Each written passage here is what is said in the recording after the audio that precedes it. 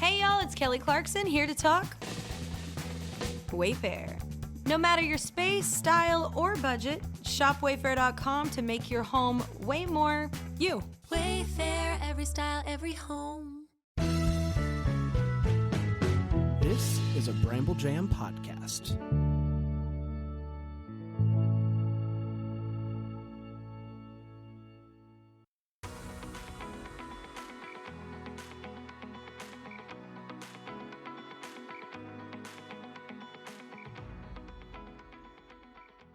Welcome to Girls Gone Hallmark, a Hallmark review podcast. I'm Megan, and I'm a longtime Hallmark fan. I'm Wendy. I'm a former Hallmark hater. Today we are returning with The Way Home Mailbag, episode number 4, and a huge thank you to the listeners of this podcast who are making this episode successful. We are no longer even soliciting these questions. They just roll in, these comments and theories. We appreciate your emails, your comments on YouTube, your Instagram DMs. If you would like to submit a question, comment, theory for a future mailbag episode, the best way to do it is to email us, girlsgonehallmark@gmail.com. That is linked in our show notes. But we are pulling them from everywhere. We're hunting them down. Hey, if you want to jump into our Facebook group, please do so. It's Girls Gone Hallmark on Facebook. We're always talking the way home over there. It's not like your big, 10,000 people group.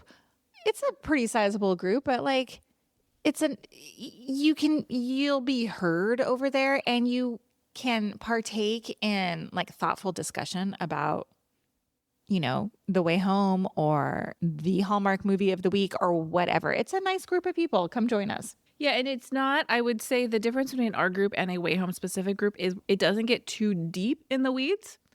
So if you want to analyze every single detail, there are groups for that. But if you just want to talk about your personal experience and you're I'm not a way home super sleuth, I think we're a good place for you.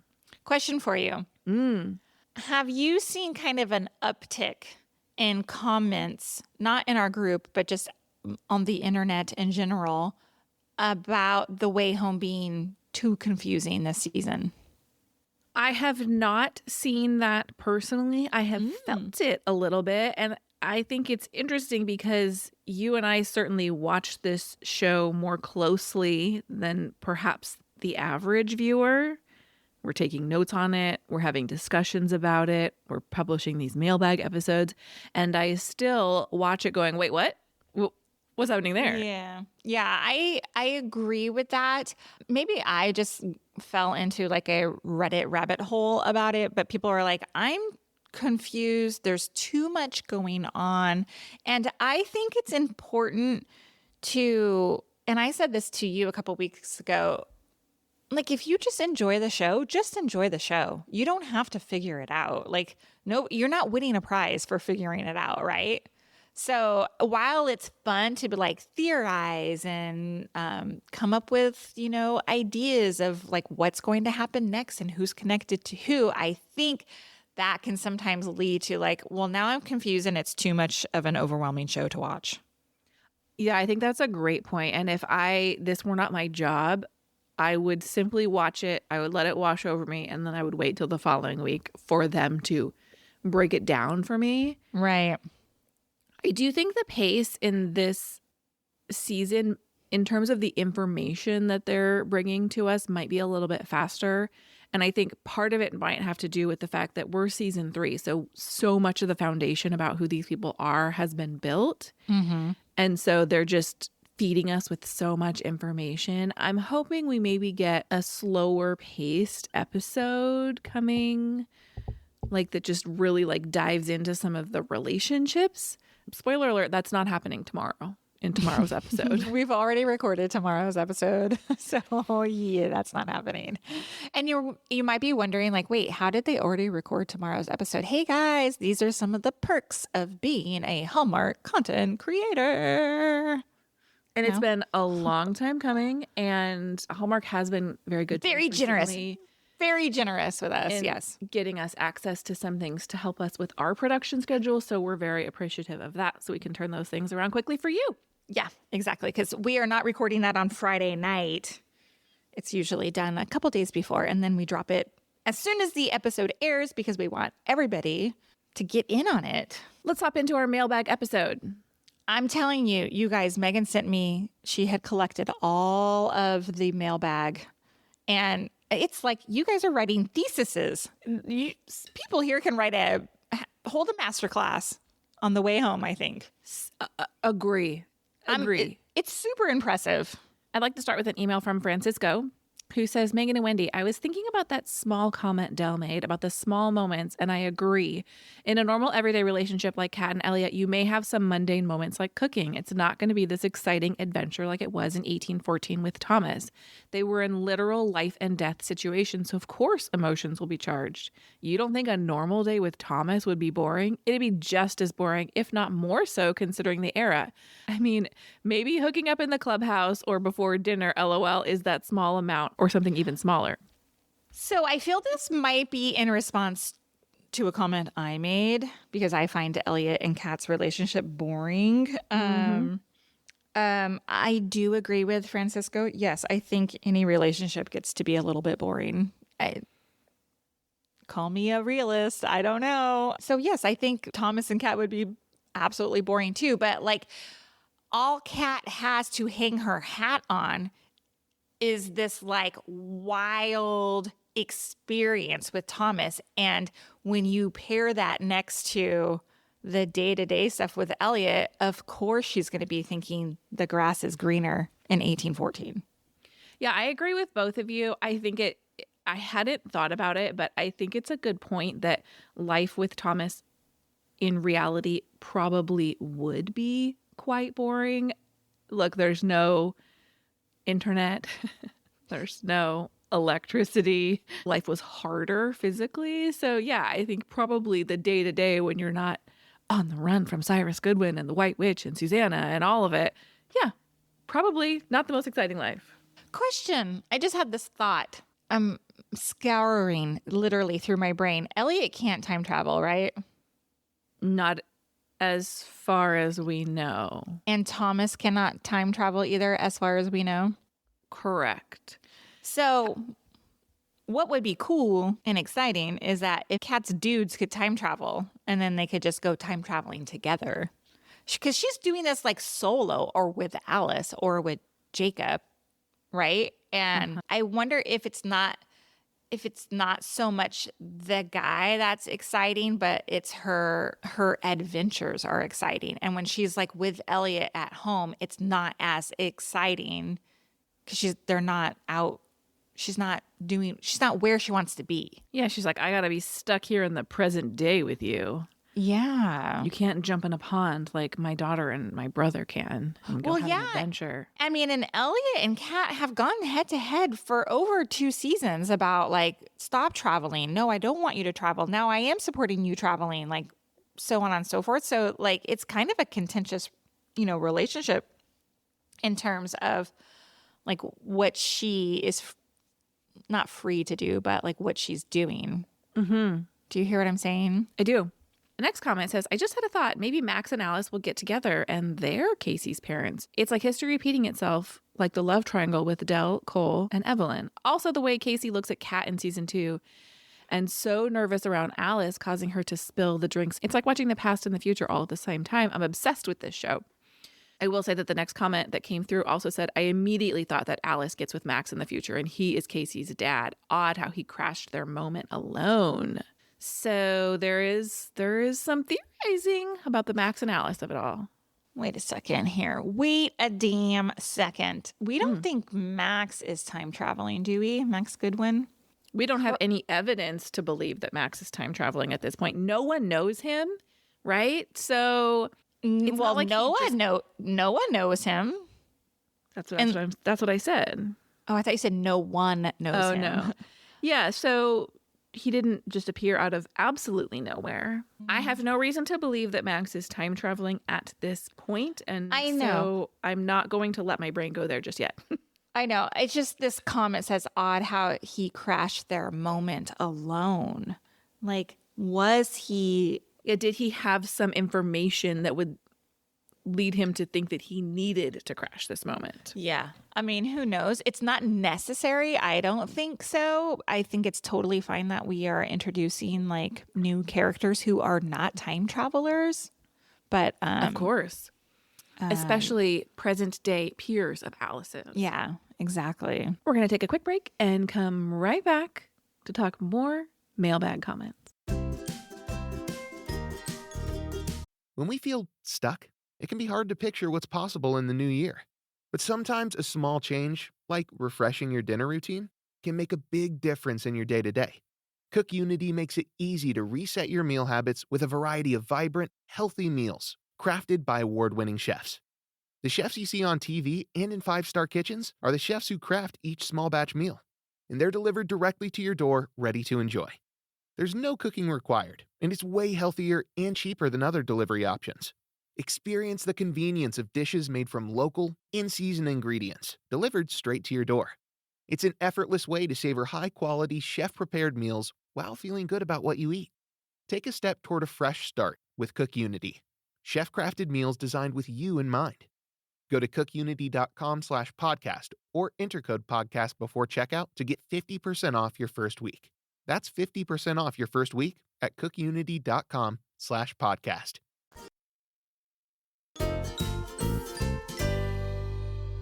Our next message is from Cheryl. She says, regarding Fern and her thinking he was the one, I think it could mean that Fern is in charge, for lack of a better term, of the pond and knows its secrets and protects it and the time travelers.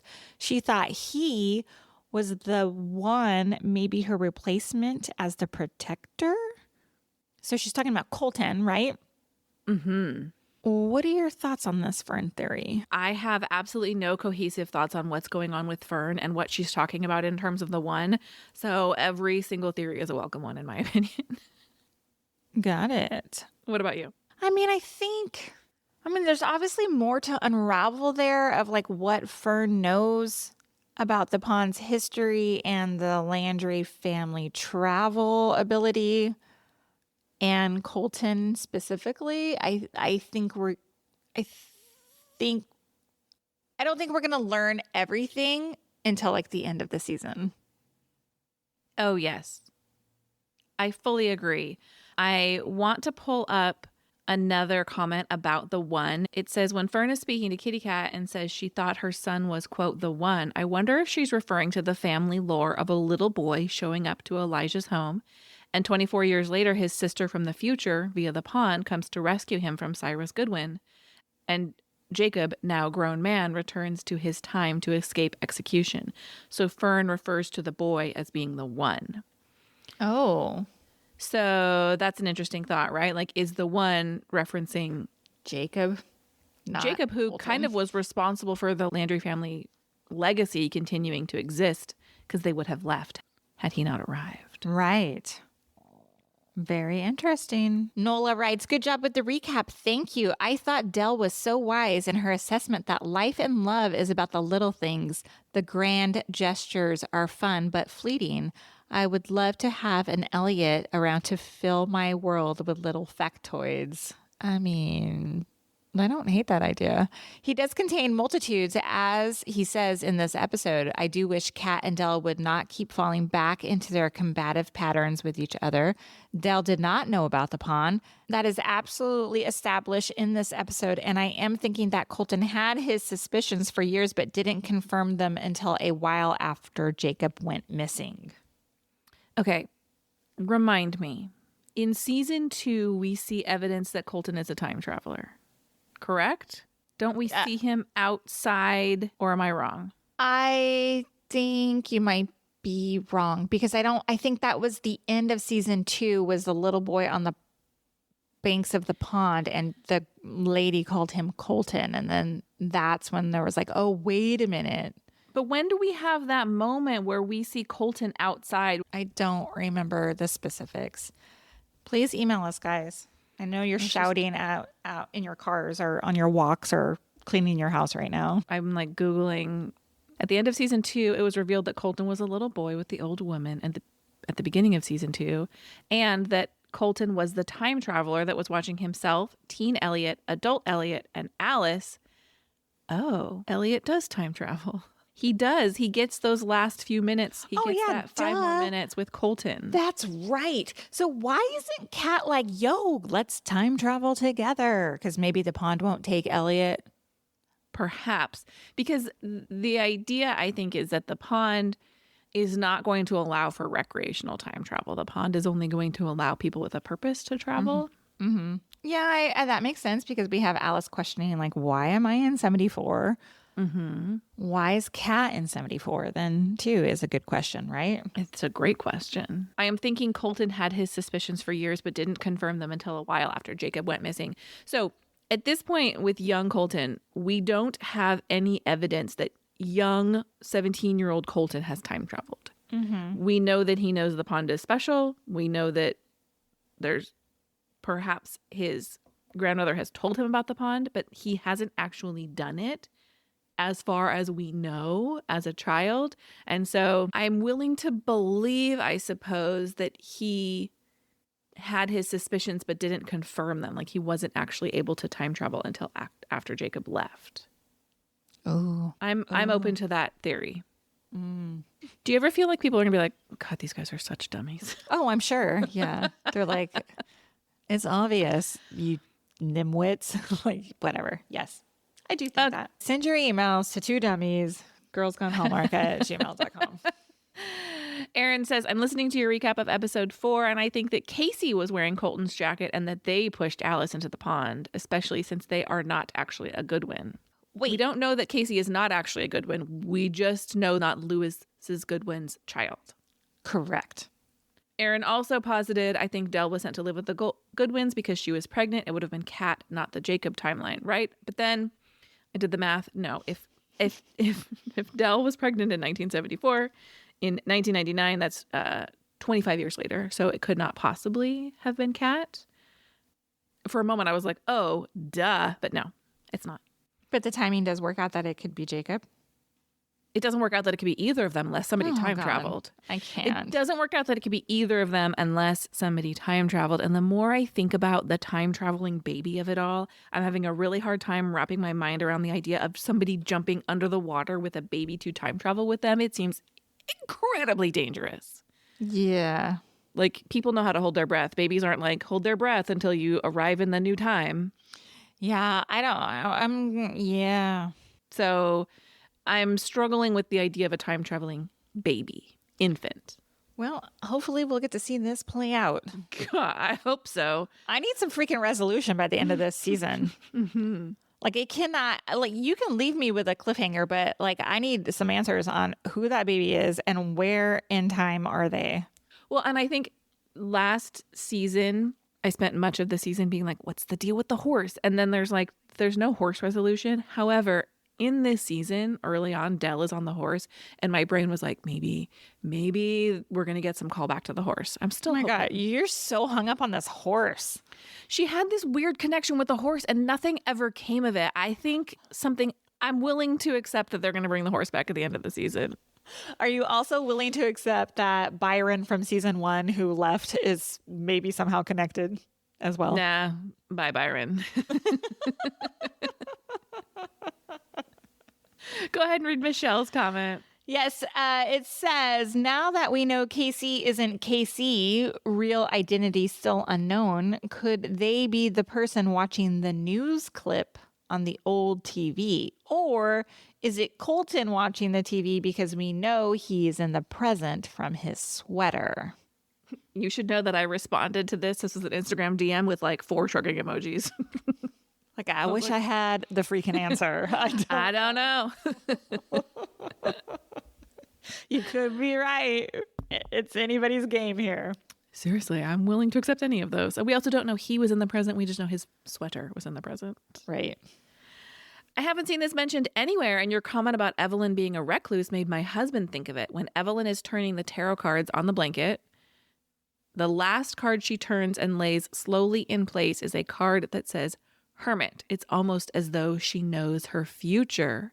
When they were at the pond, she also told Colton that dying alone is the most tragic thing. I don't know that Evelyn knows her future. I do believe we're getting a lot of hints towards her future since we know Evelyn's future.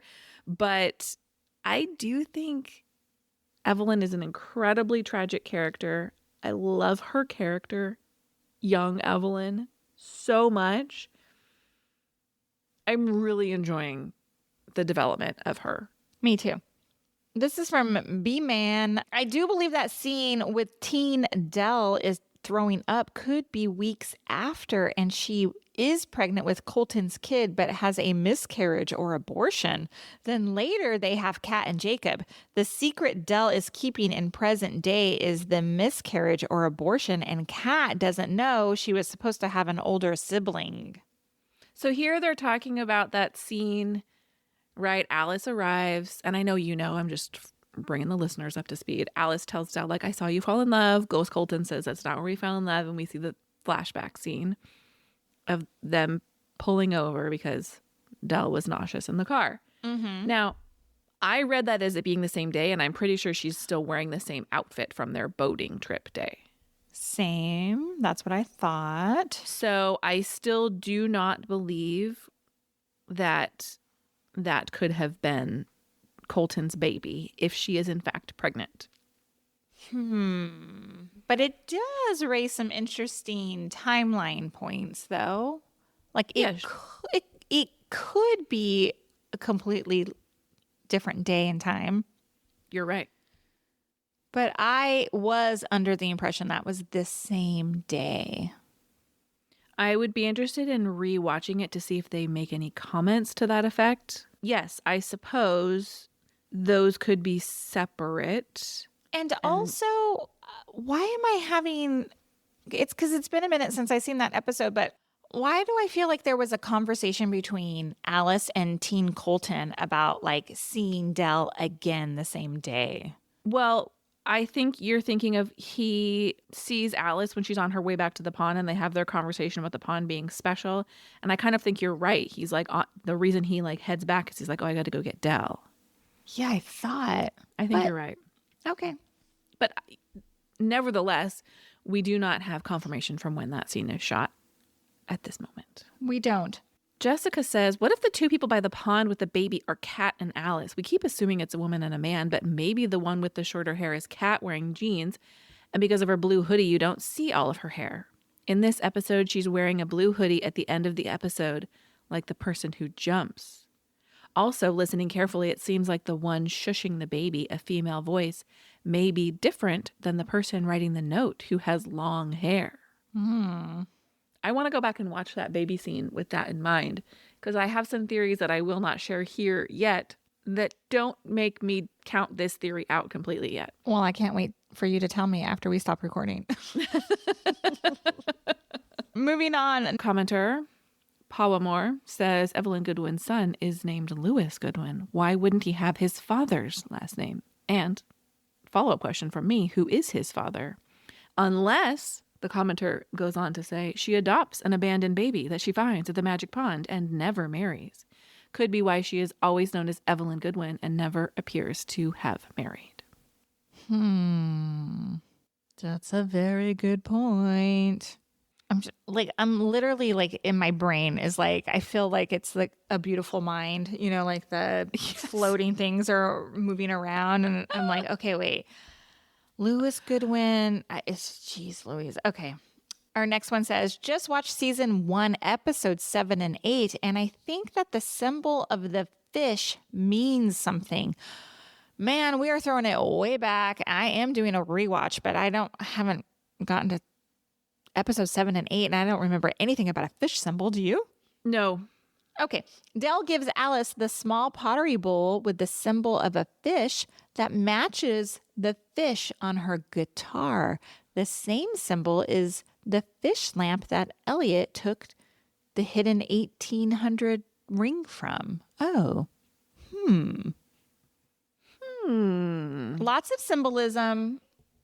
This is a good catch, seeing those, when you see those little, like, when you see those little, what's the word I'm looking for? These little Easter details. eggs. Mm-hmm. Easter eggs, yeah, exactly. Because somebody I just saw in one of the Way Home groups pointed out, like, the books on the bookcase that we talked about in, I don't know, maybe the second mailbag episode we did. So I think for me, I don't know anything about the fish symbol, but I also don't think anything is a coincidence.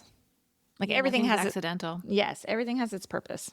Before we wrap up, I'd like to share a dissenting opinion, and I'm curious from our listeners. I'm going to read this and then I'll tell you what it made me think.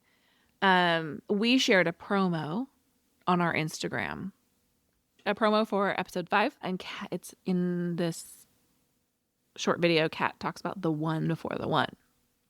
Obviously, we know there's like a Thomas Elliot love triangle happening, spanning the ages here. This commenter says, to be technical, Elliot was before Thomas, and seriously, with how bad the ratings are with her and Elliot as a couple, they need to pivot a new direction and fast. I do not know what they were thinking, upsetting over half their fan base. I am truly worried for this show's chance of survival now. Here are my thoughts. The one before the one, we're making assumptions about who the one is that comes before the actual. Because who is Kat's the one, right? That's the big argument here. But my question is, I know Chris Holden Reed has a big fan club. I know there's Tomcat fan club out there. We've received your comments. We see them. They're activated. They're pushing for a return of Thomas and Catherine's love affair. Is that group large? Like, is it just a vocal minority, or is it truly like, are people split down the middle? And is this going to be like When Calls the Heart, when they killed someone, or Elizabeth's love changed between our leads and people were so upset? Are we going to see that big split happen? Because what we're seeing, and again, it could be an echo chamber we've created for ourselves. Like, I think the large portion of our listeners, while some are Team Elliot and some are Team Thomas, we're seeing people who are really invested in and enjoying this show. Yeah. So I'm just curious, is there a big group of people out there who are disappointed and frustrated with the direction? Please email us if that's you. I'd love to hear from you. The other thing is, I have not seen one thing about ratings for this show, so I don't know. But I also think in 2025, we can't look at ratings the way we used to. Like, cable viewership is down by such a huge margin that you have to compare live ratings plus Hallmark Plus viewing plus Peacock viewing. And I don't think the numbers can be compared to anything.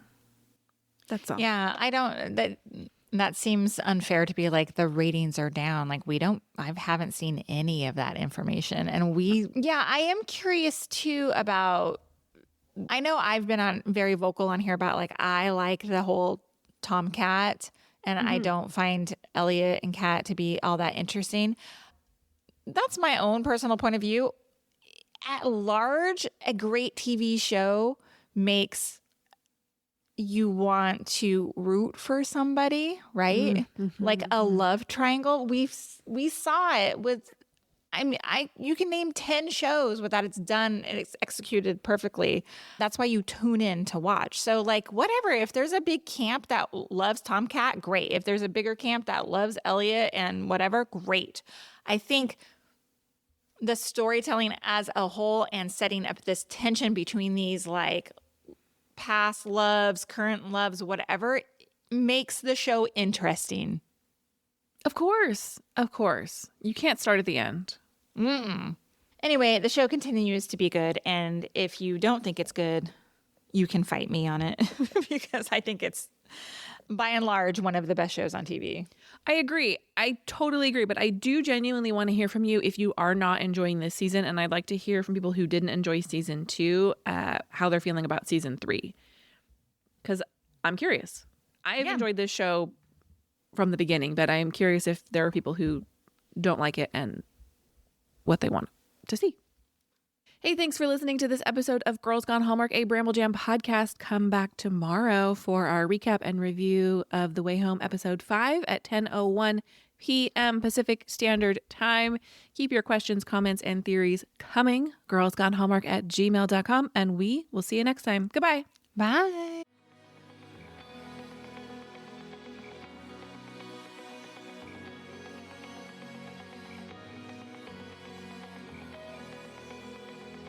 All right, friends, before we go, just a quick heads up. You're about to hear some ads. These little gems help us keep the show running and the Hallmark love flowing. So do with that info what you will. Grab a snack, hit the skip button, or maybe, just maybe, listen in and discover your new favorite product. Bye. When we feel stuck, it can be hard to picture what's possible in the new year. But sometimes a small change, like refreshing your dinner routine, can make a big difference in your day-to-day. Cook Unity makes it easy to reset your meal habits with a variety of vibrant, healthy meals crafted by award-winning chefs. The chefs you see on TV and in five-star kitchens are the chefs who craft each small batch meal, and they're delivered directly to your door, ready to enjoy. There's no cooking required, and it's way healthier and cheaper than other delivery options. Experience the convenience of dishes made from local, in-season ingredients, delivered straight to your door. It's an effortless way to savor high-quality, chef-prepared meals while feeling good about what you eat. Take a step toward a fresh start with Cook Unity. Chef-crafted meals designed with you in mind. Go to cookunity.com/podcast or enter code podcast before checkout to get 50% off your first week. That's 50% off your first week at cookunity.com/podcast. Hey.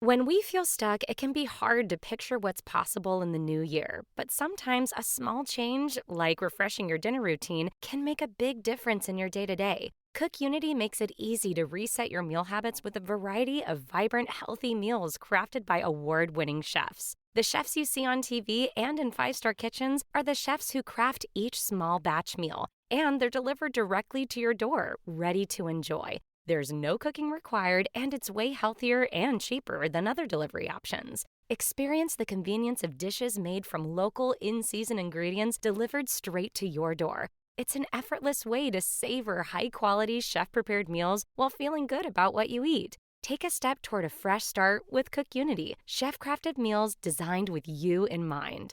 Go to cookunity.com/podcast or enter code podcast before checkout to get 50% off your first week. That's 50% off your first week at cookunity.com/podcast.